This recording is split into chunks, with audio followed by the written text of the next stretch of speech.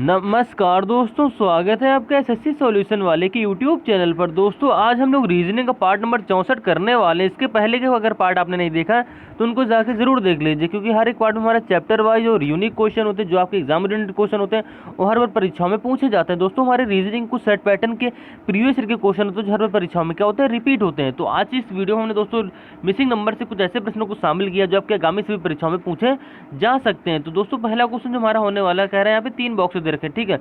यहाँ पे तीनों बॉक्स में अभी जो लास्ट में अभी एक बॉक्स में हमें क्वेश्चन मार्क दे रखा है, यहाँ पे क्वेश्चन मार्क कौन संख्या है की संख्या आपको बतानी होगी। सेम इसी प्रकार से एक सर्कल वाला हमारा मिसिंग नंबर से क्वेश्चन है, अब यहाँ पे क्वेश्चन मार्क दे रखा है, यहाँ पे क्वेश्चन मार्क कौन संख्या है की संख्या आपको बतानी होगी। और सेम इसी प्रकार से तीसरा सवाल जो हमारा होने वाला है नंबर एनालॉजी से, कह रहा है जिस प्रकार से 27 यहाँ पे क्या हो रहा है 125 हो रहा है, सेम इसी प्रकार से 64 से यहाँ पे क्या होगा ये आपको बताना है। तो आज की इस वीडियो में हम लोग इसी प्रकार के प्रश्नों को हल करने वाले हैं। तो उम्मीद है दोस्तों आप रीजनिंग के सभी प्रश्नों को सॉल्व करेंगे। तो दोस्तों तीसरा क्वेश्चन जो हमारा होने वाला है, यानी कि जो हमने बताया था आपको नंबर एनालॉजी किस प्रकार से हल करोगे, तो आप सीरीज इसको ध्यान से देखोगे। यहाँ पे क्या हो रहा है 27 से क्या हो रहा है 125 हो रहा है, ठीक है। और यहाँ पे क्या हो रहा है 64 से क्या होगा ये आपको बताना है। तो आप क्या करो, ये जो 27 और आपको 125 मिल रहा है, यानी कह दो भाई जो 27 जो होता है हमारा क्या होता है, ये होती है हमारी 3 की क्यूब होती है। और जो 125 दे हमको यहाँ दे रखी है ये क्या होती है, ये 5 की क्यूब होती है। यानी क्या हुआ 3 और 5 की क्यूब हो रही है, 3 से क्या हो गया 5 हो गया, यानी कि +2 हो रहा है। सेम इसी प्रकार से क्या करोगे, ये देखो 64 जो दे रखी है, 64 क्या होती है, 64 भैया जो होती है हमारी होती है किसी क्यूब होती है, 64 होती है हमारी 4 की क्यूब होती है, ठीक है। अब 64 4 क्यूब की, 4 की क्यूब के बाद किसी क्यूब आएगी। तो आपने देखो जिस प्रकार से 3 के बाद 5 की क्यूब हो रही, सेम इसी प्रकार से 4 के बाद यहाँ पे किसी क्यूब होगी, +2 करो तो यहाँ पे आ जाएगा 6।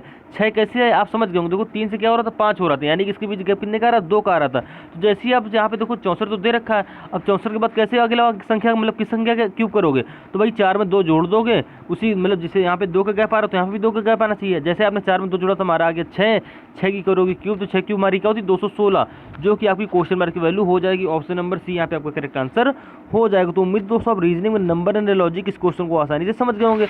अब इसी प्रकार से दोस्तों हमारा जो नंबर मिसिंग नंबर का क्वेश्चन है, कह रहे लुप्त संख्या का चयन कीजिए। आपको कुछ नहीं करना है, फिर मिसिंग नंबर का क्वेश्चन है।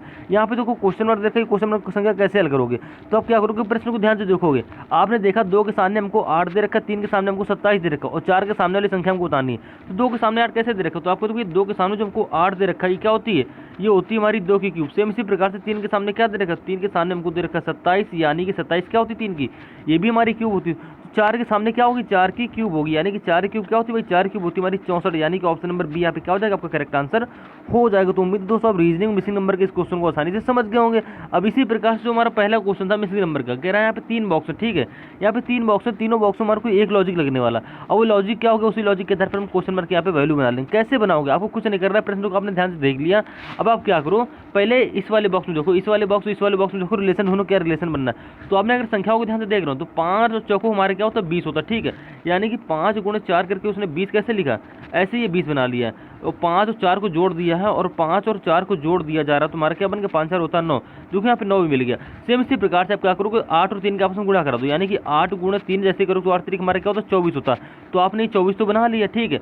और 8 3 को अगर जोड़ दो, अगर 8 और 3 को जोड़ो तो हमारे क्या बन जाएगा 11 बन जाएगी। यानी कि ऊपर वाले 2 नंबरों से एक बार गुणा करके पहला नंबर और एक बार जोड़ के हमारा दूसरा नंबर बनता चला जा रहा है। सेम इसी प्रकार से भाई 9 4 की क्या करोगे, आपस में गुणा कराओगे, तो नचोक हमारा क्या होता है 9 गुणे 4 करोगे, नचोक हमारा क्या होता है 36 होता है। गुणा करने हमारा कौन सी संख्या बनी, ये पहली वाली संख्या बन रही, ठीक है। तो यहाँ पे हमारा क्या आ जाएगा 36 आ जाएगा। तो ऑप्शन नंबर यहाँ पे कौन सा करेक्ट हो जाएगा, ये करेक्ट आंसर हो जाएगा। अब इसी प्रकार से भाई 13 कैसे बनाओगे, तो कुछ नहीं करोगे, पहले गुणा करा दिए, क्या करो 9 4 को आपस में जोड़ लो, तो 9 4 हमारा क्या होता है 13 होता है, जो कि आपको ऑलरेडी यहाँ पे दे रखा। तो मैं सिर्फ निकालनी थी क्वेश्चन नंबर की वैल्यू, तो क्वेश्चन नंबर की वैल्यू हमारी 36 आ जाएगी। तो उम्मीद दोस्तों आप रीजनिंग में मिसिंग नंबर के इस क्वेश्चन को आसानी से समझ गए होंगे। मिलते हैं रीजनिंग के नेक्स्ट पार्ट में।